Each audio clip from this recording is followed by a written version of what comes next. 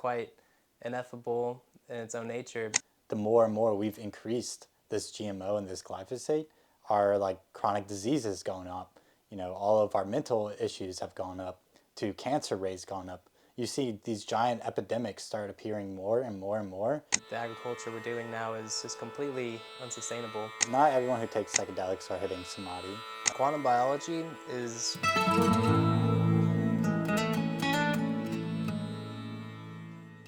Welcome to another episode of Nature Talks. Today I got my good friend, spiritual leader, visionary, Eric Van Bergen, and we're going to dive into a lot of amazing topics.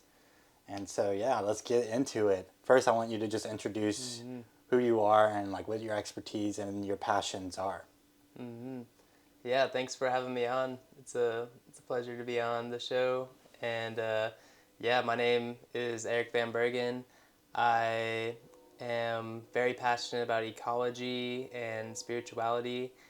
My main interests are how we can heal the earth, heal our ecosystems by landscaping with native plant species, and also how we can provide abundance for people and all forms of life on earth by taking care of soil and landscaping with edible and medicinal plants.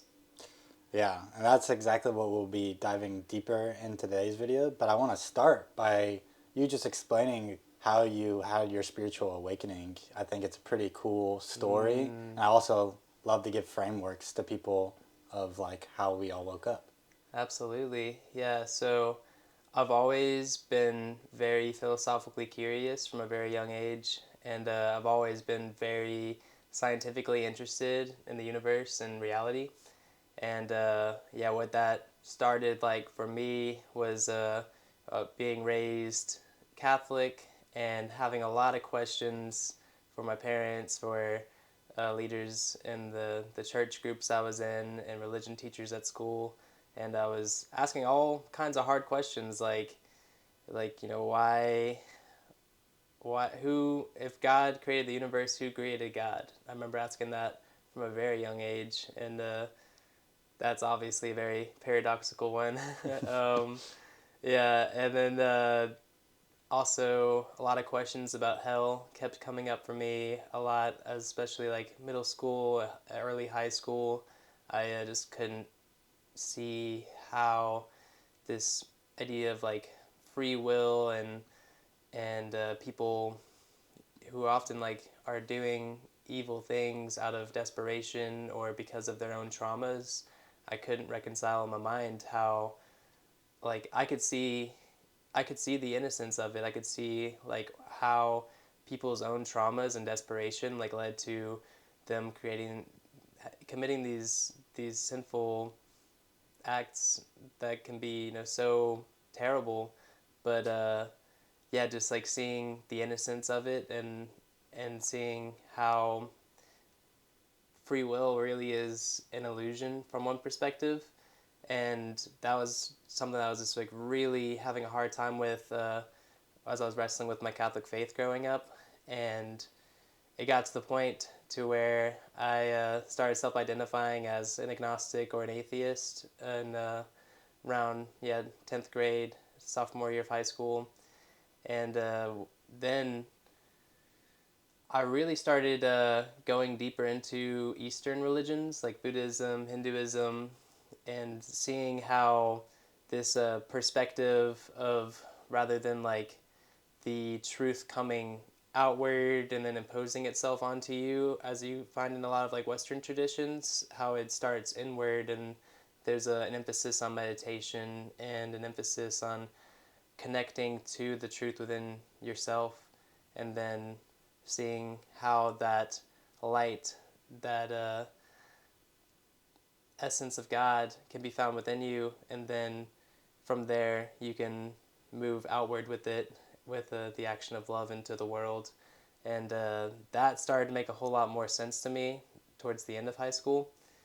And so I started getting deep into meditation. I hadn't practiced so much meditation, but I started getting very interested in psychedelics and people's reports of meditation. So just a lot of like exploring YouTube And that's what I spent a lot of my time doing junior, senior year of high school, was just like deep diving into psychedelic trip reports on YouTube, and deep diving into all this, all these like philosophical talks about non-duality, and how you can know the nature of God, the source of all reality, through finding it within, seeing that, and I already knew from an ecological scientific perspective that we can't be separate from the rest of reality. It's like the atoms flowing into my body and flowing out of my body are all the same atoms of the one universe. So I had this sense of oneness and a sense of being the universe experiencing itself from a very young age. And it didn't really start to click that this like God I was looking for outside of myself was actually the one looking, until just deeper dives into philosophical videos, mainly actualize.org. Leo Gura on YouTube was when the switch really flipped for me, and I like for the first time felt that just that collapse into non-duality just purely through philosophical questioning. This wasn't through any sort of psychedelic induced state. This is just through hours and hours of intellectual curiosity on YouTube. And that's end of senior year of high school, I had what I consider my spiritual awakening, to where I didn't have questions about whether or not God existed. It was became self-evident to me in my exploration that we are all one with God. We are God experiencing itself, and that's the miracle of life. Yeah, such a cool story. Always love hearing it. Super interesting. You know, it's definitely unique in the way that most people have their spiritual awakening too. So it's super fun to see how your brain worked itself out, especially from the ecology side that you were, so passionate and still so passionate about. I think one of the things that I I think you're so great at explaining to people is this seemingly even in spiritual communities, this separation from ecology, from nature, that is always appearing even in like the deepest spiritual like scenes, which is very confusing when you understand unity but don't act in that way in nature. And so I think let's jump into where you think the disconnect is happening in spiritual communities and just in the modern society, of why ecology and nature is not super integrated in these systems, and where that can actually help a giant movement of spirituality, a movement of health and regenerative health, mental health, and all these great things. For sure. Yeah, I think my spiritual journey has been pretty distinct in the fact that my curiosity really started with non-duality. And to me, like, non-duality is just absolutely essential for the spiritual path. It's, seeing that there is no split. There's no split between you and the world around you. There's no split between your mind and your body. Like, there's no split anywhere. It's all one reality. And definitely an implication of that is there's no split between you and other people, and there's no split between you and the ecology, the environment, and nature. And I think that's a big thing a lot of people miss on the spiritual path, is just this seeing of a lot of times I see in the non-dual meditation route, there'll be a lot of just like meditating to spiritually bypass a lot of emotions. And I was definitely doing a lot of that as I was getting better with meditation. I was able to meditate just to take myself outside of painful emotions, and then that becomes a trap along the way. So from that route of meditating and then using that as like a tool to just make yourself feel better, I see that being like a trap from actually extending your emotions into feeling compassion for all life around you and the environment and the people around you. So there's that regard of it, and there's also without starting from meditation and non-duality, a lot of spiritual seekers are just similarly trying to solve their own pains and to feel better, and then that becomes another thing that's averting your attention from the fact that all of life around you is you, and you taking care of yourself is just as important as you taking care of the people around you and all of the plants and animals around you too. So yeah, it's just like it makes sense that there's a lot of that disconnect in the Mm, spiritual path, because ultimately a lot of people turn to spirituality to solve their own personal problems, and it's difficult to extend that care to all the people around you and to all of the different ecosystems and different forms of life around you whenever you yourself don't feel that strong solid foundation. So I would say it's pretty like expected the way it manifests in that way. for sure. Yeah, I think what's so crazy for me to see is that even these non-dual or meditating groups, you'll see them wearing polyester clothes all the time, like supporting things that are an absolutely direct violation of unity consciousness that non-duality teaches. So they'll be wearing polyester clothes, they'll be eating junk food, destroying the body, really not participating in any type of regenerative health, any type of conscious action, which is super confusing because if you actually had a non dual awareness, you wouldn't see that separation. And so it is really trippy, even in spiritual communities, you are seeing this. And I think one of the things that becomes super obvious when you get more of that nature download from Mother Earth and that unity from it is you seeing all the lawn mowing, all these dead plants, all these invasive species once you start getting knowledge about native plants versus invasive, and seeing just the biodiversity collapsing both internally because of all the terrible soil systems, the monocrop systems, but also just the uh, the lack of native plants and the regeneration. So touch upon that because you are the one who really pushed my understanding of this as well. Definitely, yeah. Yeah, so like, when it comes to what you brought there is a really good point that I love to talk about, which is just seeing how we are the microcosm of the macrocosm of the planet. So you can see your own internal world as a whole planetary ecosystem, and just as with how whenever we consume fast food and then the glyphosate and the toxins destroy our microbiome, and when we consume antibiotics, how that destroys our microbiome, that's so similar to whenever we're spraying herbicides and pesticides in the world outside and destroying forests. It's yeah, there's so much that you can see between the two. It's almost like an identical thing happening at different scales. And yeah, absolutely. Uh, this relates a lot to the spiritual path, because if you truly love your body, you love yourself, love this temple to which life is existing through you and life is being experienced through you, and likewise to the earth. The earth is the beautiful planet to which we are. We are the earth experiencing itself, and as you go deeper down this path, you see that the world outside of you and the world inside of you are one and the same, and you must unconditionally love inside and outside the same, because there's no separation there.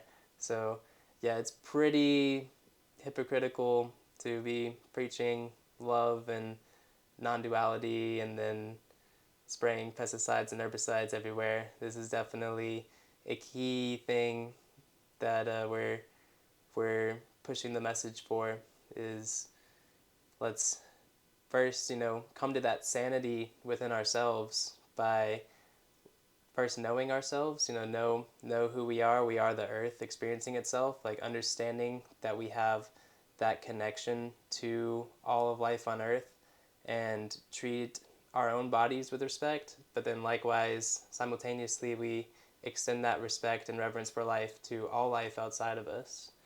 And Mm, that's yeah, that's huge huge for huge. us to to embody within ourselves and to help propagate that message throughout the world, since we are in quite a time of spiritual amnesia on our planet. It's this lack of reverence for life is permeating our culture so strongly, and I'm very grateful that we're seeing the tides shift as we've gotten to this point of being so disconnected from ourselves and each other and from nature, that now we're at this point to where it's gone too far. Mental health is at an all-time low. People feel so disconnected from each other and nature, and we get to be the medicine of bringing that connection back. Mm. Yeah, so I think one of the things that is so impressive about you is just your visionary experience of how we can make this world, this transition to the new earth, and how do we reincorporate all these things. So, especially reincorporating native plants and the ecosystems around, because that's one of the biggest things that is falling flat in society is we're just killing the native plants, but also how you integrate this into cities, not that we're just creating giant parks, but how do we do this in the cities? Mm-hmm. So I would love you to touch upon that. Yeah, definitely. And so I was trained in landscape architecture at LSU, graduated with a bachelor's degree in May 2025.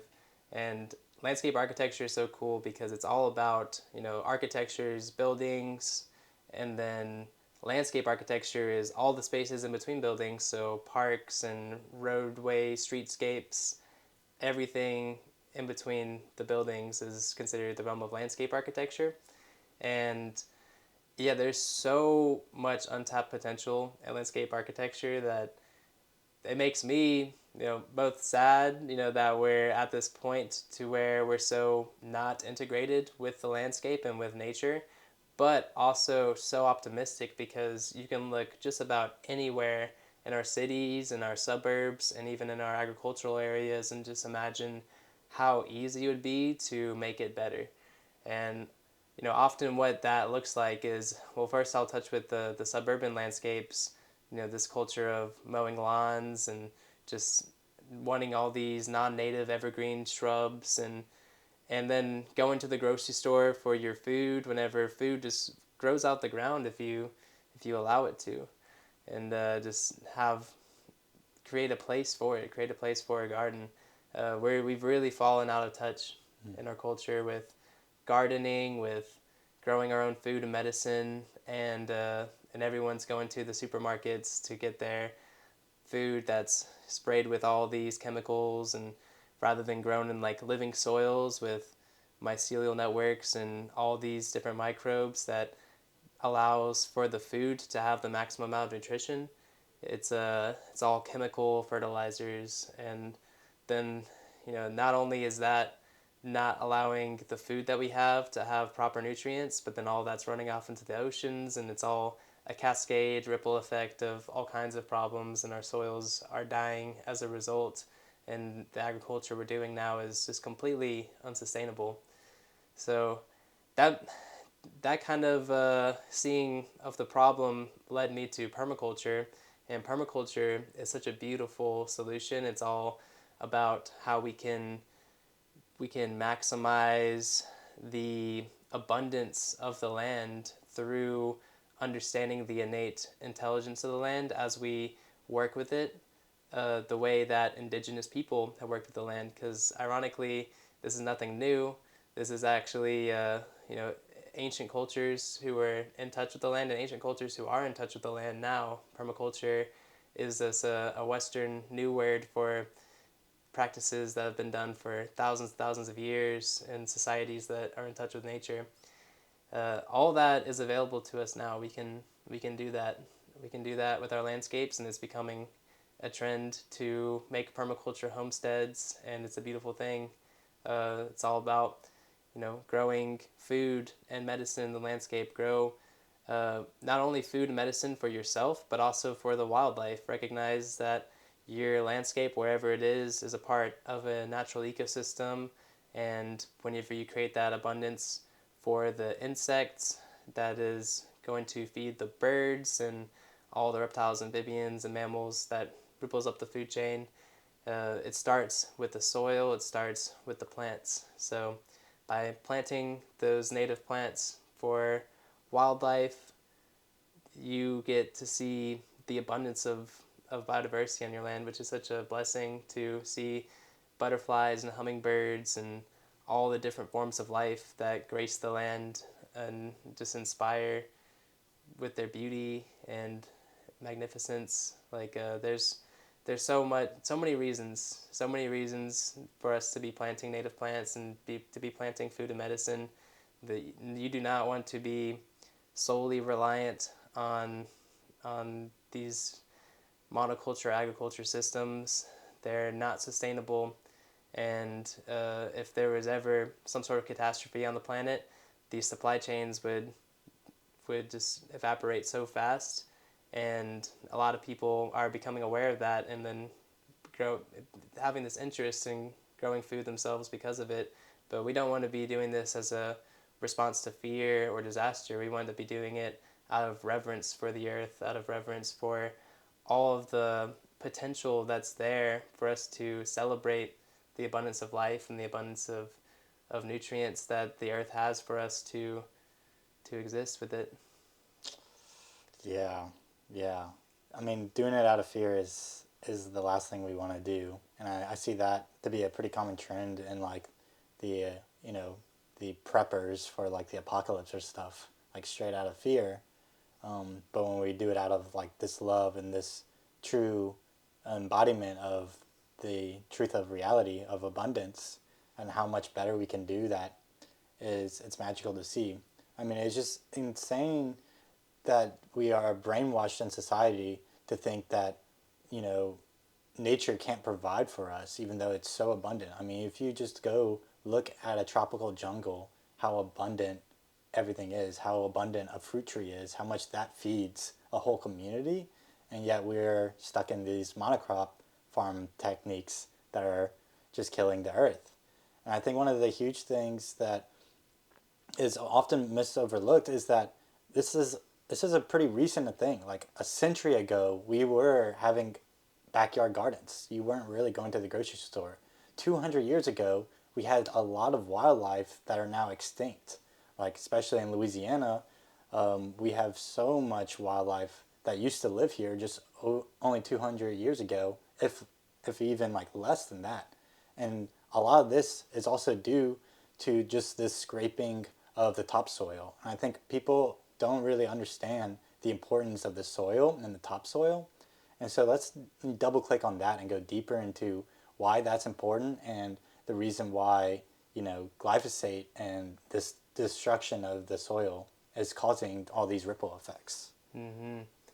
Yeah, that's one of the most terrible practices about whenever we're developing new suburbs and tearing down forests and prairies for developing suburbs is that they often just scrape all the topsoil that was there.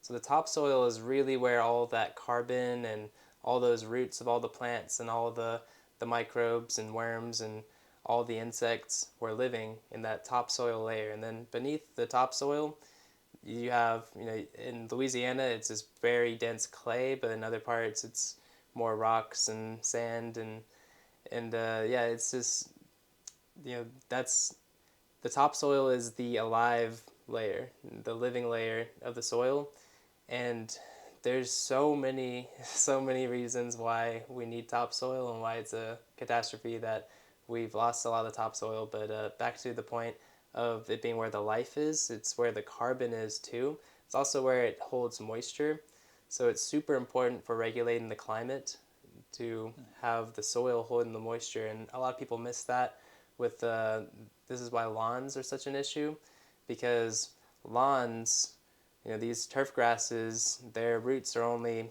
about an inch thick at most into the soil, and that's a huge problem because the topsoil, it could go a foot, it could go many feet below the ground, and when all of that is full of roots creating this organic matter, these just interconnected webs of mycelial networks, then that's so much intelligence, that's so much carbon, that's so much water that's in the soil. And when you have all that there, not only is it holding that carbon and holding, like cycling all these nutrients, because everywhere all that life exists is where all the nutrients are being recycled, and then all that can go back up into the plants growing on the ground, and then that's where we get those nutrients that are in the soil.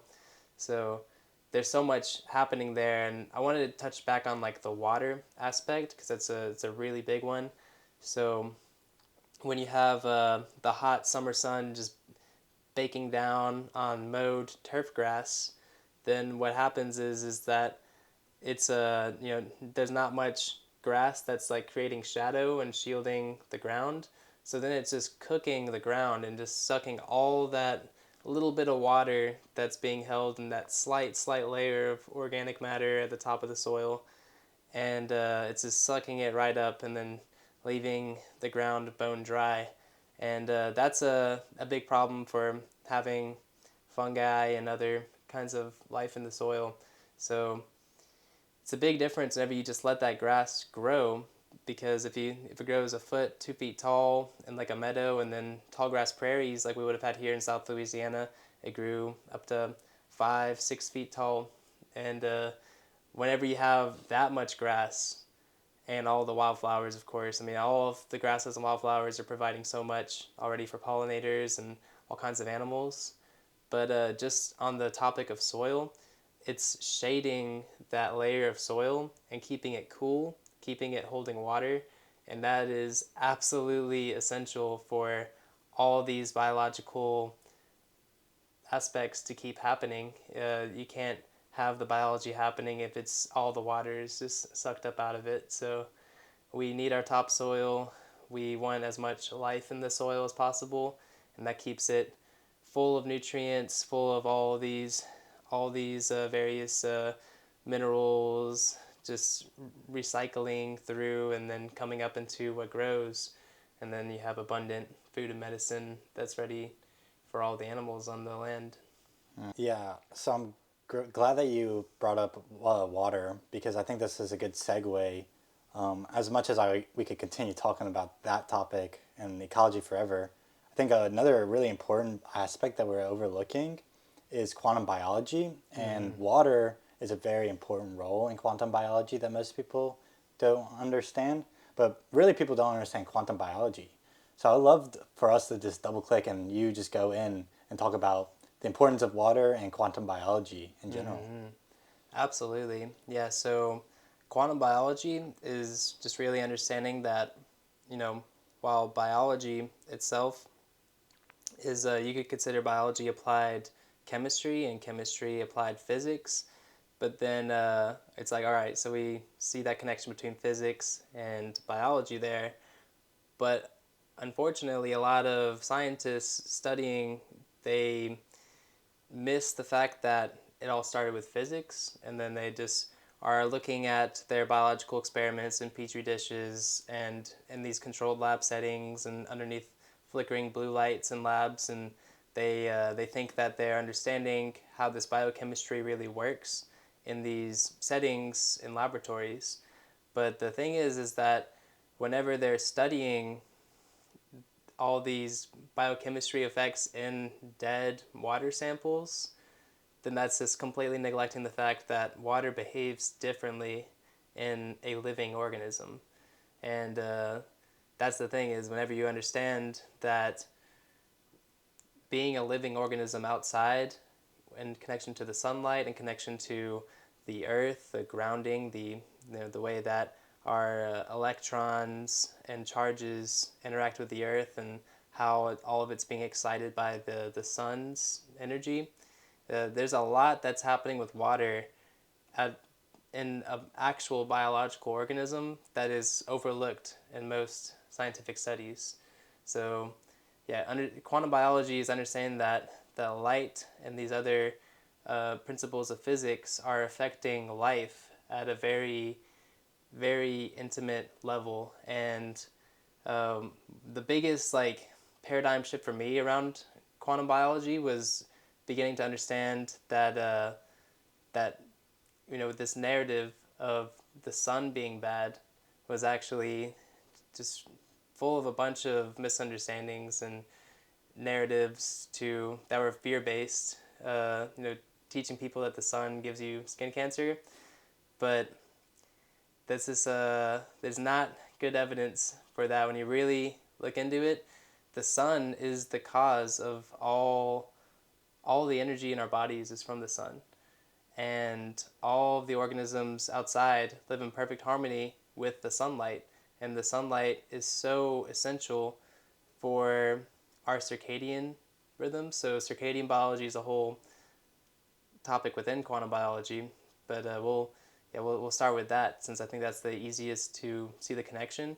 Is this how getting that morning sun before all that high ultraviolet UVA UVB kicks in later in the day, like getting those morning infrared rays from the sun, like that is a very healing wavelength for our bodies. There's a lot of studies on red light therapy that show that those infrared wavelengths are very good for exciting our mitochondria to produce a lot of abundant energy for our cells.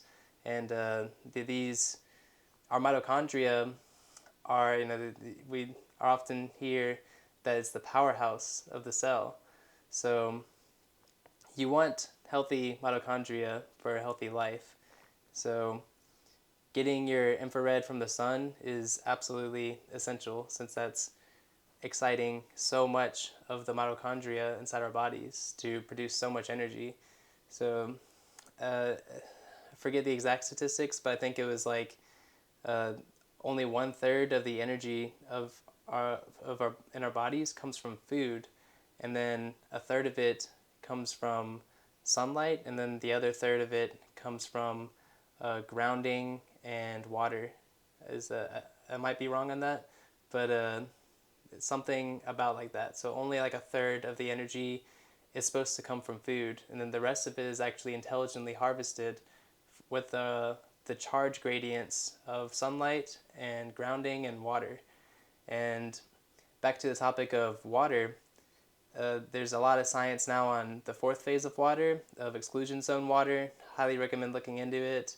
Of structured water, of seeing I think it was Gerald Pollack has a lot of research on structured water, and then Dr. Emoto has the those like ice crystals that you can see, and then Veda Austin also does work on the ice crystals too.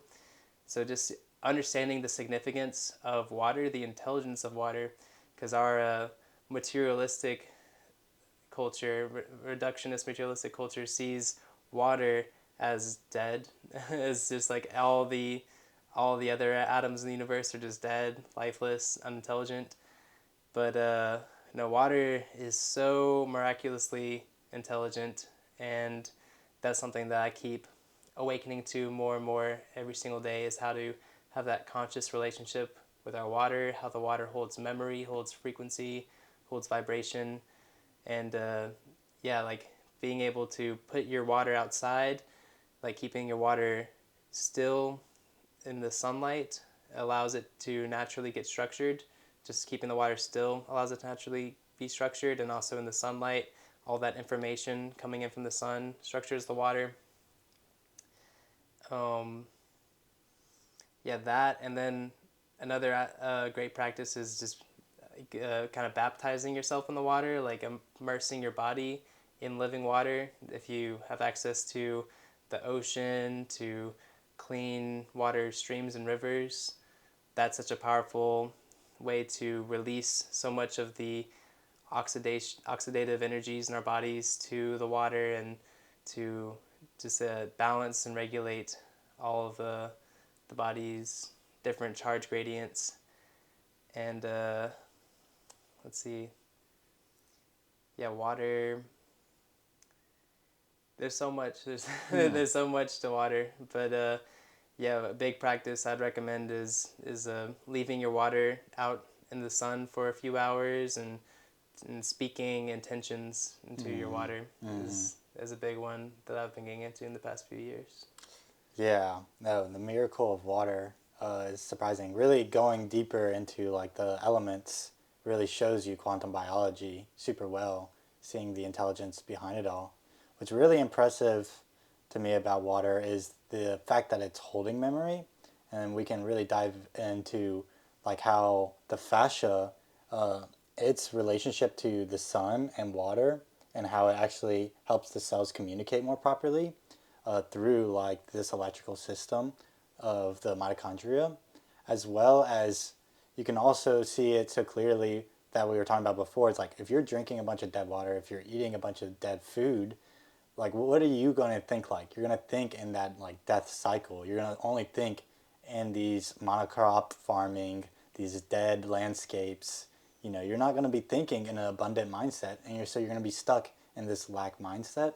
So really doing these simple, practical, physical, healthy approaches that are considered quantum biology approaches really can transition you into getting into that abundant mindset, getting into that unity consciousness. I mean, this is what embodiment is really doing it from all angles, and that's why they call it holistic health.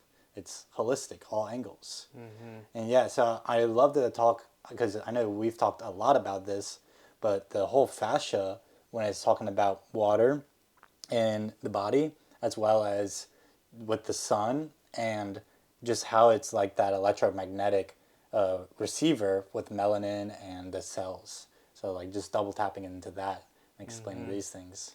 Yeah, yeah, and I'm so fascinated with the fascial network system. I think yeah, over the years we've had a lot of like insights into just like where you put your attention in your body, and like how the light of your conscious attention is interacting with the water in your body. And that's a really fascinating one to get into, is just like realizing that if our cells are communicating through biophotons, and then realizing that the light from those biophotons with our cells communicating, then you start to understand it's like, okay, all of this, like these spiritual practices of body scanning, of placing your awareness into the different parts of your body, you are quite literally restructuring the water in those areas of your body by bringing your attention to them. And I think that's a huge part of how the fascial networks work, and just how Vipassana and all of these different aspects of body scanning and bringing awareness into the body are creating that epigenetic shift by like literally chemically transforming the water in the cells, and then how that interacts with the DNA. I mean, that's a whole nother aspect of which you can see the biophotons and the genes switching on and off, and how there's a lot of studies now on like how water is structured around DNA. So all of those things start to make a lot more sense from a scientific perspective whenever you take into consideration of how the light affects the water, and understand that we're mostly beings of water. So it's understanding and having a lot of respect for how water works in our bodies is absolutely essential for understanding how life actually works. Yeah. The also it's like with the whole water aspect and light, it's so confusing, and we touched upon this just a little bit ago. But all of our energy, all of our life, is only able to exist from two things: the sun, which is giving us all that light energy, and the earth, the feminine, able to hold, which is the water, able to hold in all this information. And so that relationship between the two is hugely important for all life, and we're no separate from being life. And I think it's super interesting that, with all of this quantum biology, it is all just talking about, light, all of this light energy. And so it's really, really interesting when you're talking about all that quantum biology stuff, is how it's almost been psyoped the other way around in modern society. I mean, with blue lights, with sunscreen, with dead waters, with pollution and all these things, you can easily see why we've gotten stuck in this like rat race, because we started slowly moving into these dead environments instead of these alive environments. When you look at all these crazy studies about what are the longest living people, it's not even the diet per se, but it's just they're outside, they're doing natural things, they're not in these dead worlds. And so another huge thing that we kind of missed is that you had said that like all these scientific studies about the sun causing skin cancer, if you really look into it, they don't actually prove that at all. And in fact, we now have studies that prove the opposite. In fact, that sun is curing cancer and it's not causing cancer. And I think jumping into the history behind why this all really started happening, especially on the likes of glyphosate, because glyphosate actually has a huge role to play in a lot of these stories. And so I know we both know a lot about glyphosate just because of the nature of us being curious.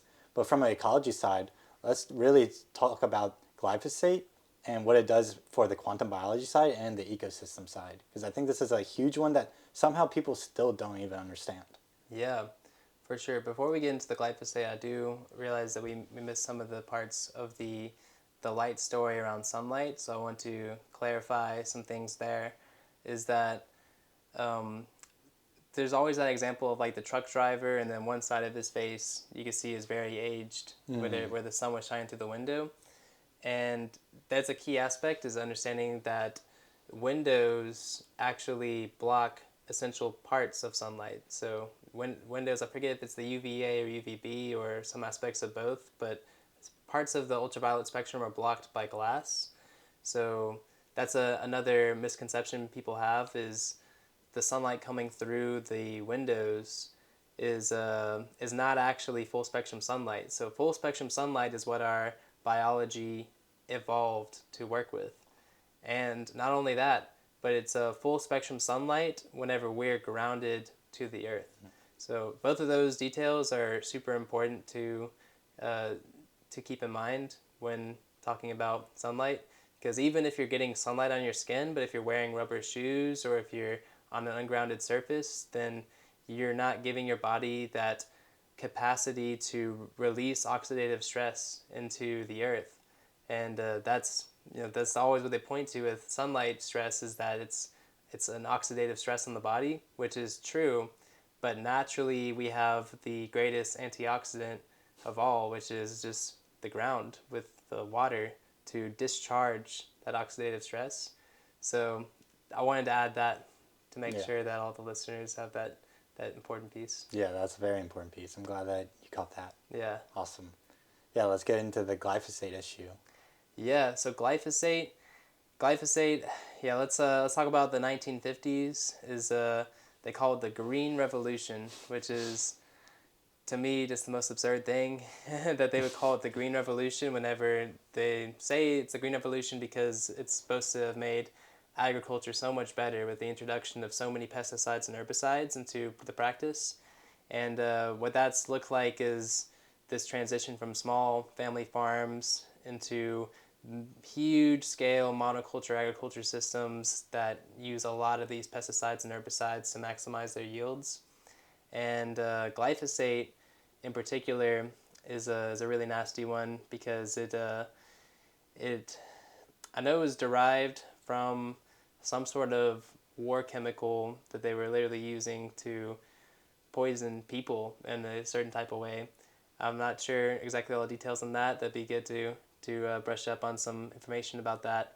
But yeah, first it was used to actually hurt people, and then secondly after that they realized they could use it to treat um, treat plants and kill plants by blocking certain pathways in plants. And it's also been proven to be an antibiotic. So glyphosate is a true antibiotic, literally disrupting the communication um, between life channels and the gut. And I know it also destroys the lining of the gut. So it's like been like a huge correlation between glyphosate and like leaky gut syndromes. And yeah, it's in so much of the food in the United States and around the world. They've produced Roundup Ready corn and Roundup Ready soy. So corn and soy plants that are glyphosate resistant, glyphosate immune, and they could just absolutely douse all the corn and soy with the glyphosate, and then it kills all the plants and all the fungi and little insects, but it keeps the plants themselves alive to look good to sell.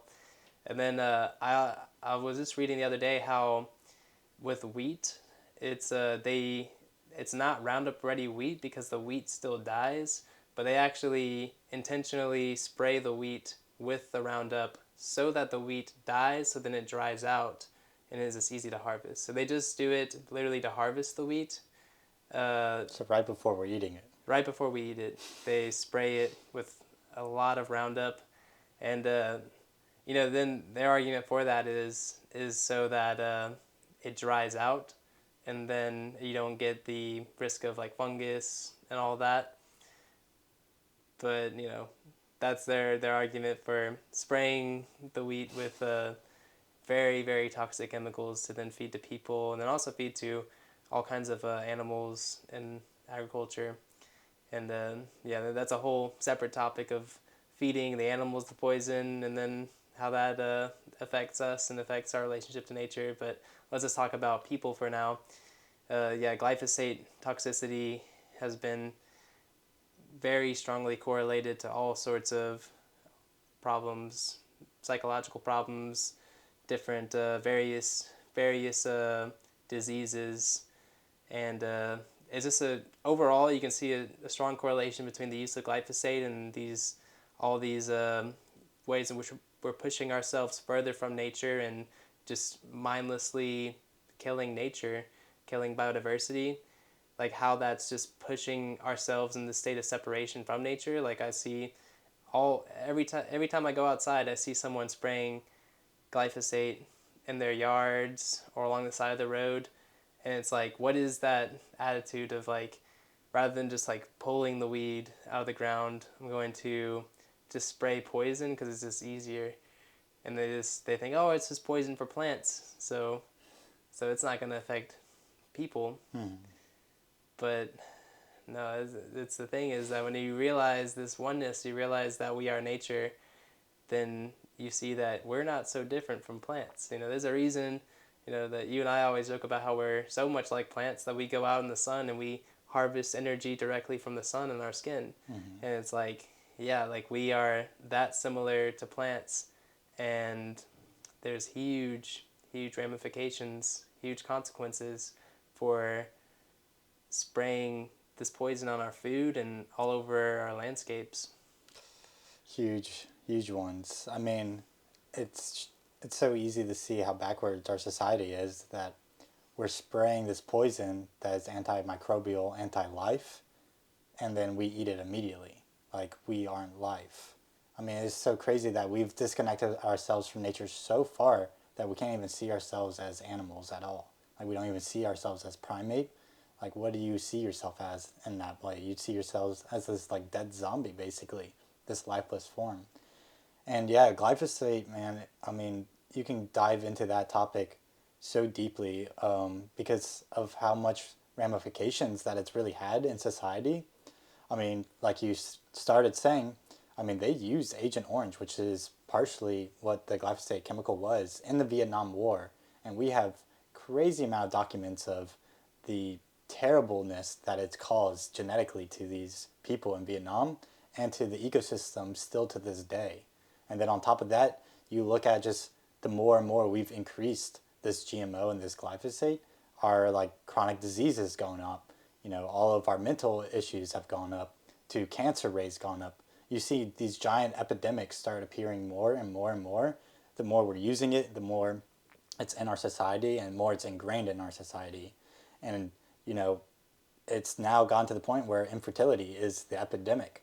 And, that's extinction. That's extinction level happening because of glyphosate for the main, effect. Obviously, there's a lot of other factors, but we can really see that glyphosate was the first of this domino, of one of the many dominoes that really started us on this crazy rabbit hole of creating separation to intensity. But I think what's really cool to see, even though, this is all like scary and doom and gloom, is just how impressive Mother Earth is on this whole scale, as we're now seeing Mother Earth fighting back against the farm, against glyphosate. For starters, we're having these giant weeds that take like 2 weeks to grow into these giant trees with thorns that these factory farm vehicles can't even cut down. And then a human with an axe can't really cut down because there's thorns all over it. So we're seeing Mother Earth fight back. And we also have the answer to glyphosate in the same area that we're really pulling a lot of energy, where the oil is. So the same stuff that's causing a lot of these, gut microbiome issues with glyphosate, we're finding the answer, the solution, in the same place we're digging oil from. So seeing that Mother Earth already has all of the answers for us is really reassuring. And I think this really gets me into one of the coolest things that I love talking to you about is these really weird mystical states with Mother Earth. When you're talking about these high spiritual states, these high, euphoric experiences, there's nothing like the ones where you're connected to Mother Earth. And I think just dropping into your experiences with what we like to call Mother Earth channel, but this deep connection to Mother Earth that you can have, this complete surrendering to it, and what that really does for you, does for someone who has that experience, and what that experience is really like. Yeah, it's difficult to speak to that experience. It's quite ineffable in its own nature, but I had first heard Ellis talk about his experiences, and like hearing you talk about your experience in Aspen, like I hadn't really had any experience that was comparable to that until this past January, and whenever it happened to me, it was just like just looking out at the lake at Connor's farm, and then my peripheral awareness, like all of a sudden, like just really opened up to where I could see so much at once. And then I noticed that I could feel all of the water in my body, and I could feel my breath just so clearly. And it didn't feel like it was me breathing anymore. It felt like it was the earth like breathing me. It felt like it was the waters intelligently like reorganizing themselves in my body and moving my limbs. And yeah, I mean, that experience was one of the most incredible spiritual experiences I've ever had. It was so humbling, so beautiful, just like, yeah, just this full, just merging into the oneness of the earth, and feeling like not like I'm like losing myself in it, but actually like realizing like a deeper identity, like a more clear identity about who I am, like who we are as people on this planet, like really feeling that identity of the earth and the intelligence of it, the enormity of it. It's like the vastness. It was such a vast experience. And hard to describe with words. This is a synergy of multiple psychedelics, and then a lot of meditation. That's what led to this experience for me. But it's beautiful. It's absolutely beautiful. I think facilitating ways for more people to have experiences like that. It's just a clear solution, because in that moment you have no other desire in your heart but to protect the earth. Right. Because you realize you're protecting yourself. Mm-hmm. Yeah, that's the huge thing that I always try to tell people is like, I wouldn't be sitting here talking to people about saving the earth and stuff if you actually identified with your true nature, which is you being earth. You wouldn't be throwing the trash, you wouldn't be littering, you wouldn't be spraying glyphosate, you wouldn't be doing any of this nonsense if you actually identified with what you truly are, which you are earth. This body is the soil of earth. You only have it for a limited time, and you're going to give it back. And it's just by the grace of the Divine Mother that you get to experience this thing. And so having those like crazy mystical experiences like that one really helps people understand it. I hear oftentimes, especially through psychedelic experiences, that oneness connection with Mother Earth and going deeper into understanding nature and stuff.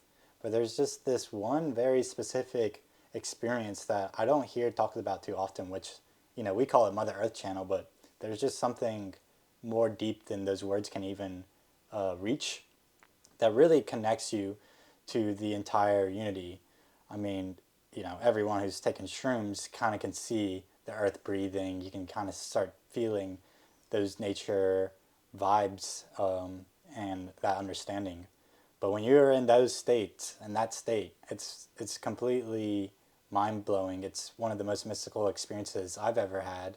And I had it sober, and so like it's impressive to me, and it's always super impressive when I find someone else who've had that experience of how much their body changes and how much their body is now connected to this channel, but just how inevitable, but like also it's like a kundalini awakening, but like another way is like I can just tell when someone else, and you can kind of just tell when someone else has that experience. Mm-hmm. Super crazy mystical experience.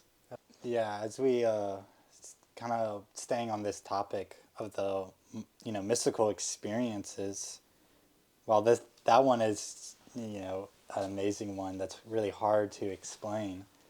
I think one of the cool things that you have done and that like really has gotten a lot of your awareness to be like so extremely good is your Vipassana retreat Mm-hmm. and just all your meditation practices and yoga practices in general. But I really like to touch upon your Vipassana retreat and your expertise in all that realm. Definitely.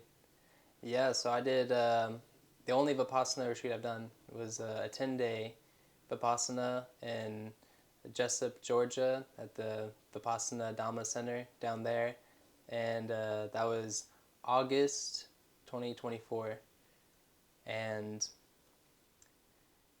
yeah, the most amazing thing about that to me is just, well, first of all, it's like, yeah, it was the most intense thing that I think I've ever done in my life.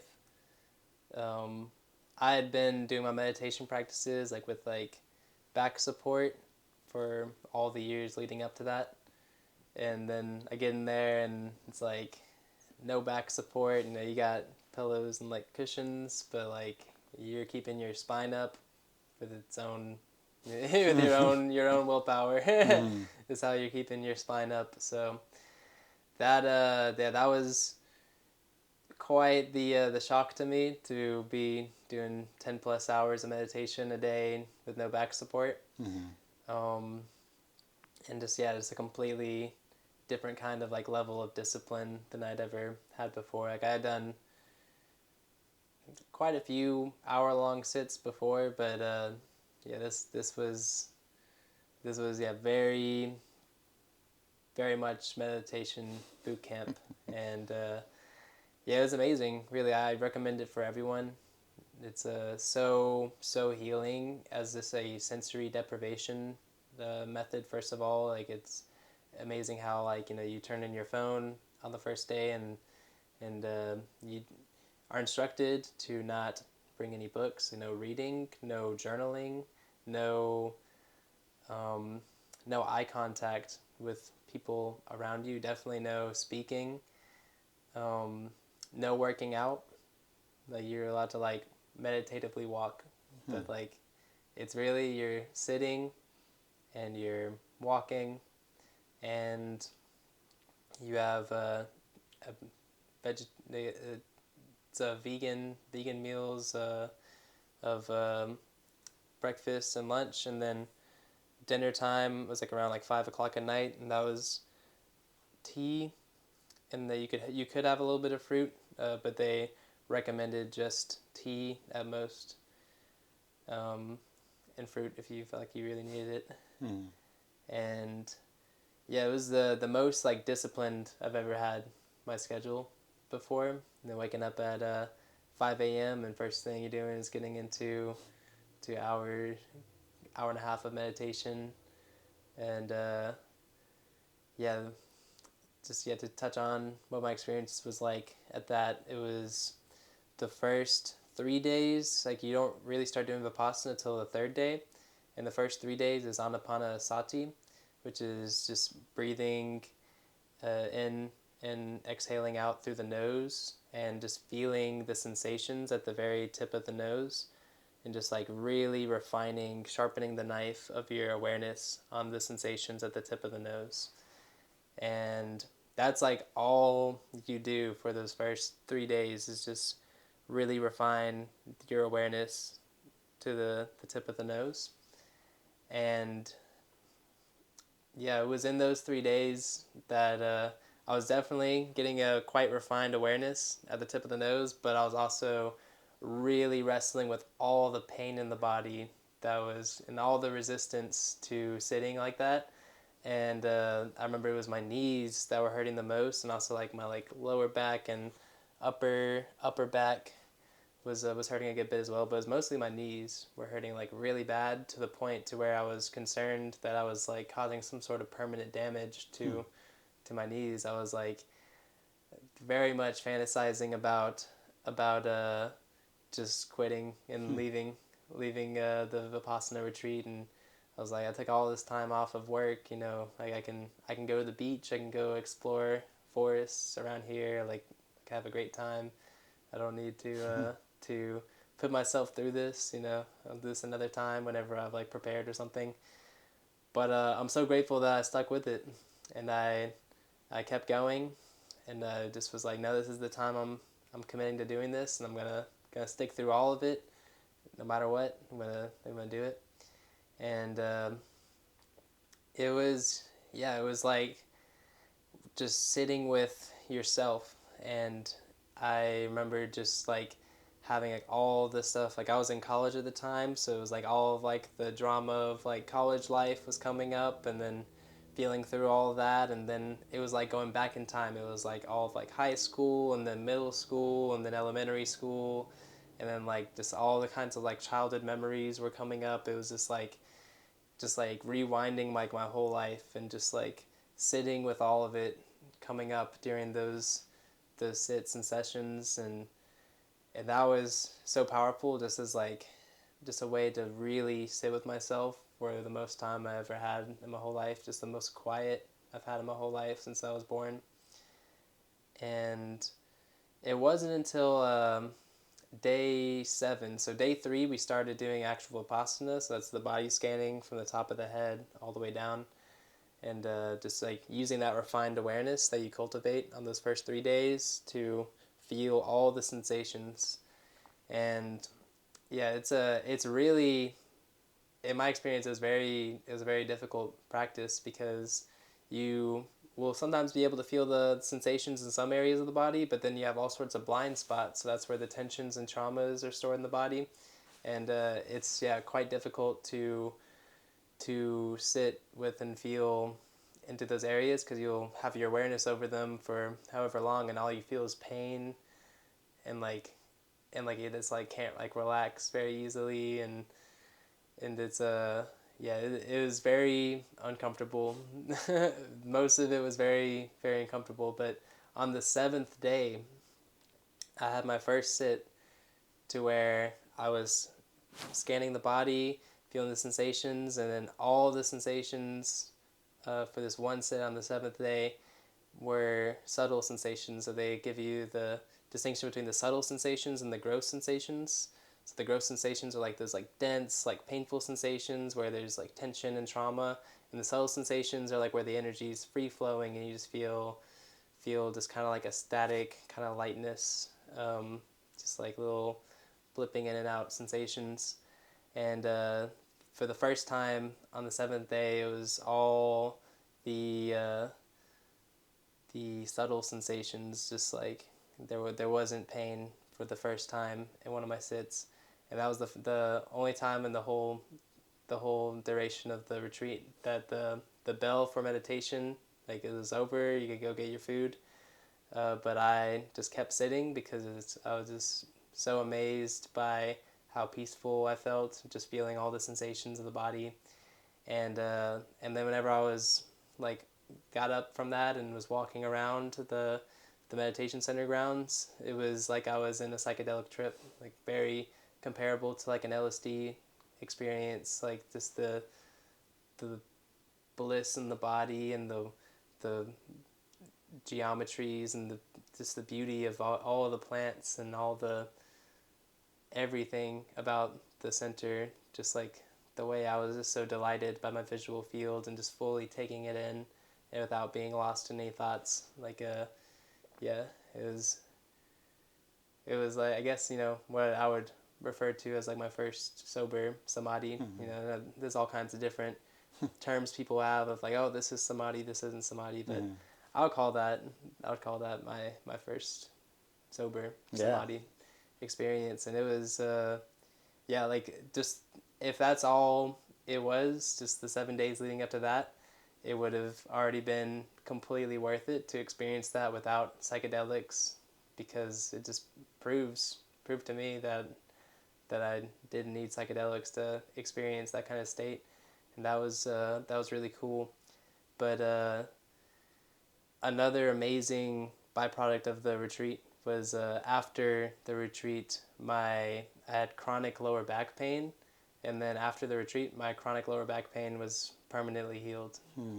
It hasn't come back, and that was amazing for me because it was really bothering me since 2020, and then it'd been like 4 years at that point of having this chronic lower back pain every time I sat for a while, or especially like on long car drives, I would feel this terrible pain in my lower back, and it was gone after the Vipassana retreat. So it just like all that practice sitting like really strengthened a lot of the muscles around my spine, and then perhaps like parts of like the tension and trauma stored were released in that time as well.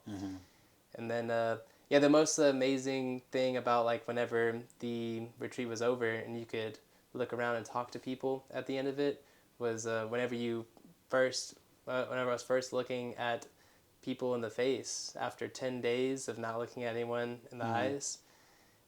It was like you could see like psychedelic visuals like all over people's faces, like just like, and then looking at my phone screen for the first time, it was like I was looking at the phone while I was tripping. Like it was just see like everything moving around and everything. Like yeah, very very incredible to experience that from a meditation retreat. And yeah, Vipassana is something I've carried with me ever since. Like I'm always practicing to a degree, watching the sensations come up, whatever sensations they may be. Like before that retreat, I'd already been meditating for a long time and doing various yoga practices. So there were, my relationship to pain and to mental distress was already healing in a lot of ways. But I would say that that suffering for me really ended at the Vipassana retreat. It was the end of suffering for me, because all suffering is completely generated by the mind. Right. It's all optional. And when you sit in Vipassana, you really realize how optional the suffering is. It's all sensations, and you can have attachment to positive sensations or aversion to negative sensations. But at the end of the day, you're always given the sensations here and now, and then that's you can extend that to the rest of your life. Yeah, beautiful, powerful practice. Yeah. I'm so curious for you to try to do this mental gymnastics that I always try to explain to people, is this idea between sober samadhi and a psychedelic samadhi. Because not everyone who takes psychedelics are hitting samadhi. Samadhi is just that complete absorption of meditation. But there is this weirdly difference between sober samadhi and a psychedelic samadhi. And almost as if like the sober samadhi has even more gravity in the embodiment aspect into the healing. But I would love for you to kind of like try this mental gymnastics of inevitable experiences to explain it. Yeah, I mean, I guess the biggest thing for me is just whenever you generate the state without the help of a psychedelic or another medicine, or even like another like practice that someone like taught to you. I mean, it's like whenever you really feel like a state just authentically arise without it being like externally given to you, it like the integrity of that experience just feels different. Like I don't know. It's interesting because those states that I've experienced on psychedelics and then through like the Vipassana are so similar in so many ways. But I would say that the Vipassana experience still felt better because like there wasn't any sort of like chemical alteration in like my mind. Like you are just so clearly perceiving the sober state, and you're just, yeah, you're not on this like roller coaster ride of there's like a come up and then a peak and then a come down. Like it's like just still. And yeah, I mean, to me, like that's like the biggest difference is just this like, are you reaching for something outside to generate a state, or is it coming from within? And that's paradoxical because ultimately it's always coming from within, and what's outside of you is also inside of you. You know, you're going the non-dual route. You can see how this whole conversation gets very slippery. But yeah, I mean, to me, I would say if you haven't experienced that kind of psychedelic, enlightened state sober, then definitely, you know, give Vipassana a try. And if you haven't explored Kundalini and Kriya yoga practices, definitely give those a try too, because experiencing these states by your own practice is very much a different experience that's worth having. Yeah.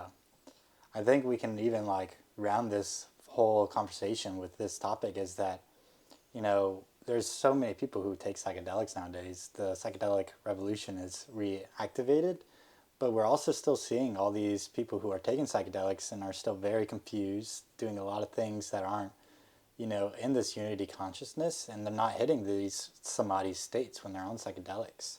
And I think one of the huge things that we've been talking about in this conversation is that they're not really practicing this holistic health, you know, really embodying these natural laws. And I think that's a huge one. I mean, we go to festivals all the time. We were just at a festival and we're seeing people drink alcohol on these medicines. Mm-hmm. You know, it's like, you know, we're okay with everyone doing exactly what they want to do, but we also understand everyone's looking for the capital T truth, and something like alcohol is not really giving them ability to perceive reality more correctly. And like we were saying, a sober samadhi, you're seeing reality as close to correct as possible. Mm-hmm. But a psychedelic samadhi, still you're really close to seeing reality as it is. And even with like, you know, with the whole staying away from glyphosate, trying your best to be holistic, but also just doing the meditation before you take the psychedelics. I mean, both of us did years of meditation before we even touched psychedelics. And that is actually pretty rare. And so really jumping upon that, what do you think is best advised, since, you know, as someone who always offers someone, if they're interested in a very legal sense, to take psychedelics, what would you tell them first before they even join into these things? And what would you tell someone who's already done psychedelics to then approach more of these greater experiences like samadhi? Mm-hmm. Yeah.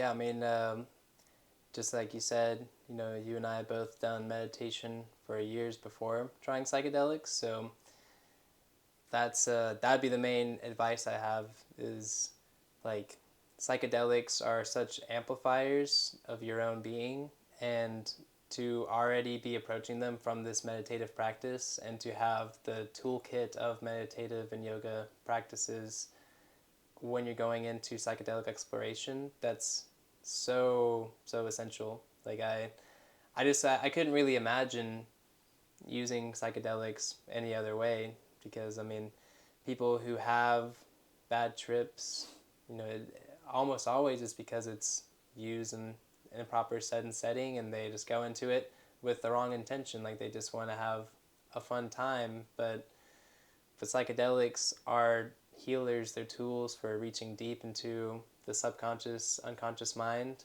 and and really tapping into all of that which is here, all that is your being, and that yeah, my biggest advice is develop a strong meditation practice, take care of your body, treat your body as a temple, because if you want to have these experiences of the divine with the most clarity, then you want to have the clearest vessel for it. You want to have the most intention for it. You want to be able to concentrate. I think that just developing concentration itself is absolutely key. We haven't talked about that, but just like when it comes to flow states, whether it be through playing sports or an instrument or through meditative practice of concentrating on yogic movements or on the breath, it's honing this concentration seems to be a clear correlation to entering these mystical states. For sure, for sure. Yeah, and we got a little bit of time. So one of the few things that I would love for you to just dive into, just express it, is this one phrase that you say a lot, and I really love that phrase, which is the tree that's growing to heaven has to have its roots in hell. So I would Mm-hmm. love you to dive into that metaphor and really like articulate and explain that whole metaphor. Yeah, absolutely. So I believe that quote is attributed to Carl Jung, and yeah, it's I love it because first of all, it's just like the tree, the roots, that fractal nature, the way it grows is so in so many ways you can correlate it to your own life experience. But I know with your journey and my journey both, how did we end up in this kind of like deep metaphysical, non-dual spiritual space? Well, we ended up here because of extreme suffering and depression that we experienced earlier in life, and then that's the roots going down to hell. And it's like, yeah, if you're just like comfortable and content with your life how it is, then you won't feel the need to spiritually seek for the meaning of life or to find God. That none of that's gonna matter to you so much if you're comfortable. But if you find yourself in the darkest pits of hell, and all that you can see is that life is just perpetual tragedy, and you just oftentimes people in this state are going to feel very suicidal, and a lot of people in our culture are pushed to this level of just like nihilism and suicidal states, and that is those are the roots in hell. Hmm. Yeah, and the really beautiful thing I see about how and this brings it full circle with how our in our individual lives there's that just deep connection to hell, to being out of alignment with God, out of alignment with nature. The same way we're experiencing that with our society at large, and just the same way that we're spraying the pesticides and herbicides on our in our backyards and on our food. Like, it's a terrible thing, but it also makes me have so much optimism because since we're so far out of alignment with nature and it's so clearly not working, I mean, suicide rates, the rates of disease, like all these are going up, and the nihilism, like all people are just feeling so out of touch.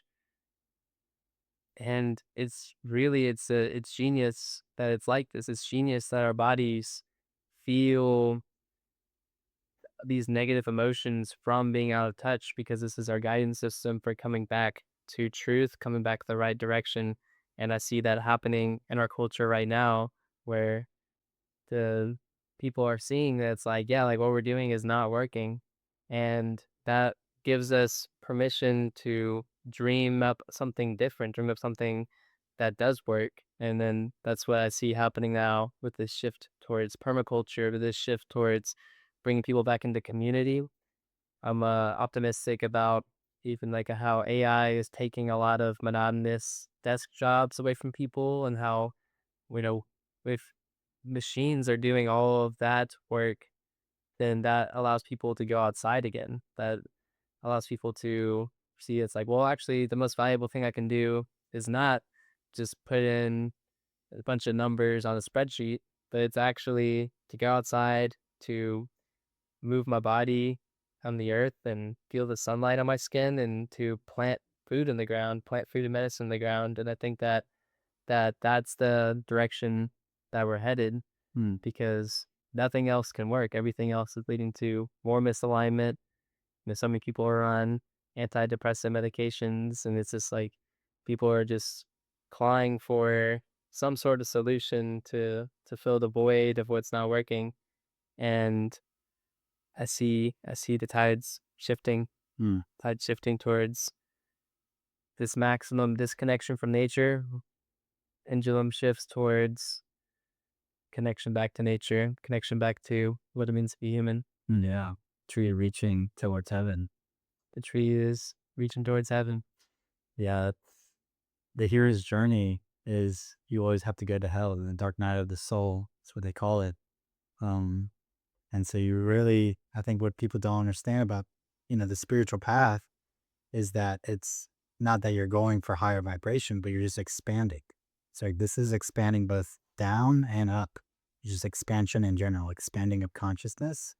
Because if you just wanted to be high all the time, then you would just smoke weed. You're not really participating in reality. But to expand your consciousness, you're feeling everything fully. Bliss is any emotion fully felt. And so that's why I really love that metaphor. It really touches upon that microcosm, macrocosm, that innate reality, the fundamentals of reality. So yeah, beautiful. Thank you for being on. Thank you for your wisdom, for your inspiration.